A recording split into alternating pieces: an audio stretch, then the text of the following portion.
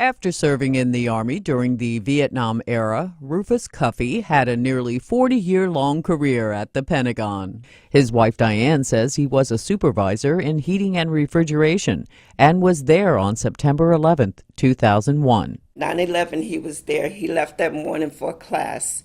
The very area that the plane went in, that's where he was supposed to have the meeting.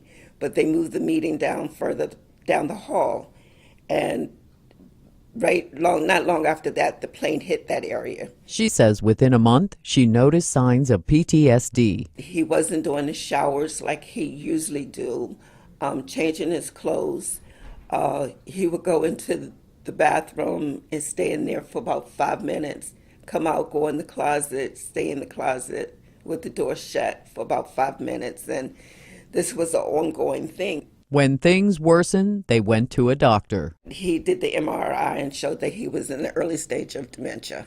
Diane was surprised with this diagnosis. At the time, her husband was only 53.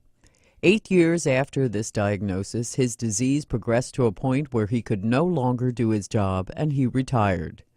Diane needed help. But it was rough. It was, having to go through it.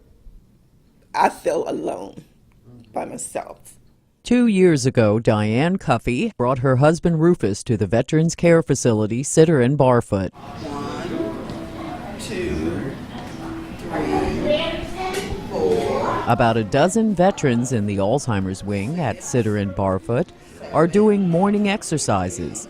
Sitting in chairs, the residents lift their arms to the cadence of their nurse. 1, 2, 3, 4. Sitter and Barfoot is a state-run facility on the campus of Hunter Holmes McGuire VA Hospital. About 40 veterans with Alzheimer's live in the facility's secure wing. Robin Jennings is the director of Sitter and Barfoot. We are seeing a rise with memory care being an issue with many of the elderly, especially those with veterans that we see for a variety of reasons. The reasons really are not clear yet. Could be environmental, could be hereditary. A lot of research is being done to try to determine what some of the causes are of the Alzheimer's and the rise, but we're anticipating going in the future that Alzheimer's and memory care is going to continue to be a need here in the Commonwealth.